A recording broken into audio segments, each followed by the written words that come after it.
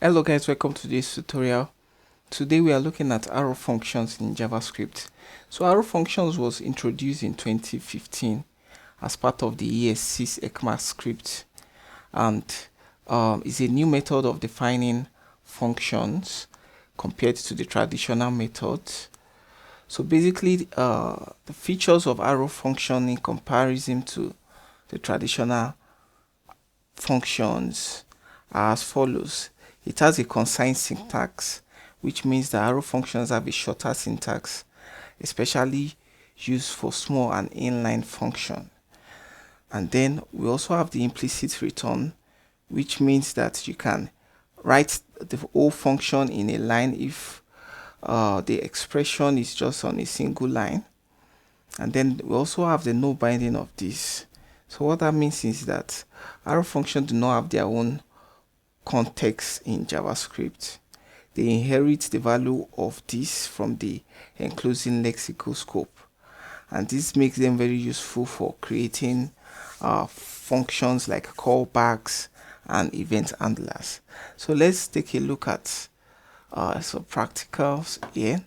So right here we have a function, a traditional function, and here we have an arrow function.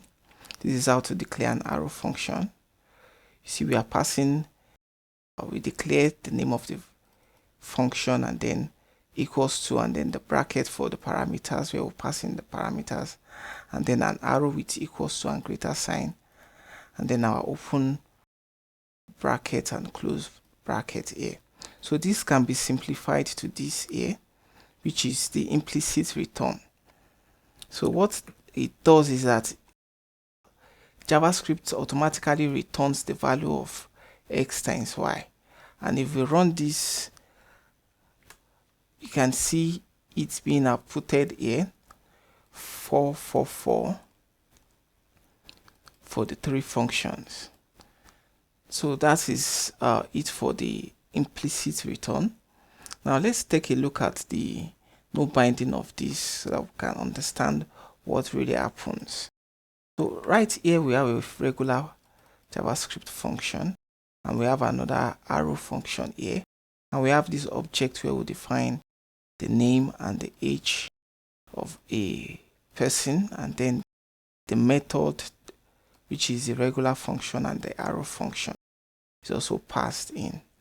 Now if we do object.method here, which we are calling this method here, what do you think is going to be the result? This dot name is going to give us, it's going to return this, because this is a regular function, and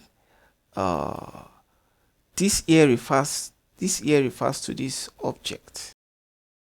That's why it's returning this here. But for this arrow function, we will get an undefined. So let's save that, and you can see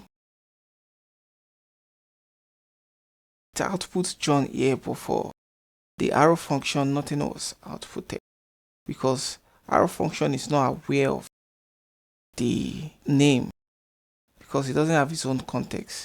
So basically that is the difference between an arrow function and traditional JavaScript function. Arrow functions are best for when you want to use them for a callback, or you want to use them for an event handler. They work best for those scenarios, and you must also know when to use arrow functions and when to use the normal traditional function. So that will bring us to the end of today's tutorial. See you next time. Kindly like and subscribe to my YouTube channel for more content like this.